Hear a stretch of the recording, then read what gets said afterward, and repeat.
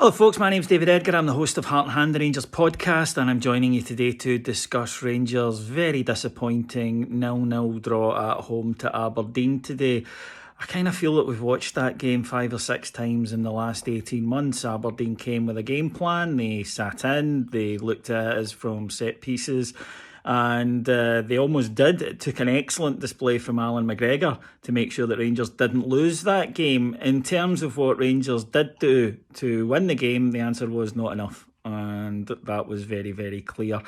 Too many players are not at the level that they need to be, and they seem to be just doing the same things time after time despite it clearly not working. We're not getting enough from the creative players. I don't think Kent and Aribo are offering anywhere near enough that we need. And yeah, there's a lot of pressure on them, but they're, the big signings, they're the big earners, they're the guys brought to change matches like today, and today they didn't. I'm a fan of both players, but it was desperately poor stuff, wanting the extra touch all the time, terrible decision making in the final third. And although our players, gave a lot of effort, there was no real quality. Too often they took the safe pass, too often they just put the aimless ball into the box, which was meat and drink for Aberdeen centre halves.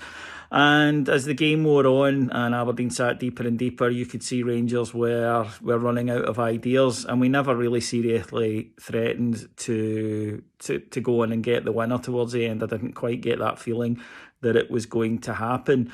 There are questions, I think, to be asked about the manager's use of substitutions. With half an hour to go today, he puts on Shea Ojo. Shea Ojo is not going to be a match winner on the experience that we've had of him so far at Rangers. He must have qualities to be where he is in his career, but he doesn't display them often enough. And I don't think that there's much confidence from either the players or the fans when he comes on that he's going to change things. We did get to see the 2 new signings, Hadji and Kamberi, today. Kamberi didn't have long to make an impact, but I thought Hadji looked good in the short time that he was on the field. I'm very excited about him. I think he is going to be important for us moving forward. The referee today was absolutely embarrassing. It's such a dreadful display. I didn't know you were allowed to make 400 fouls without a yellow card today, and the nadir came when he refused to book Sam Cosgrove after his 8th foul of the game. And he also missed Cosgrove lashing out at Borna Barisic and stamping on him. But when Connor Goldson pointed out it was his 8th foul, he booked him. And that's what you're up against. And when a team comes and wants to play that sort of football, as Aberdeen do, you kind of need the referee to do his job and not to let them away, not to say, yeah, on you go, you've got carte blanche, make loads of fouls, it'll need to be something really serious before I'll intervene.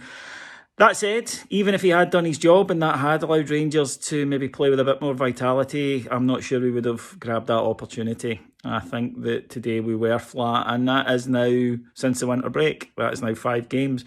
It's not a blip, it's a serious dip, and 4 points now. The problem is if you drop 5 points in a week, can you really expect everyone to think, oh, don't worry, that they're going to be title challengers? Because teams that win titles tend not to do that.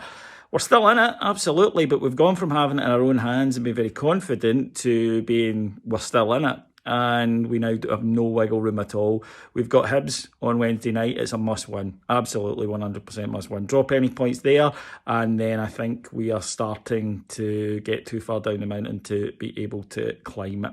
Thank you very much for joining me today. I'll be back on Wednesday night, hopefully in a happier mood. But till then, take care. Bye-bye.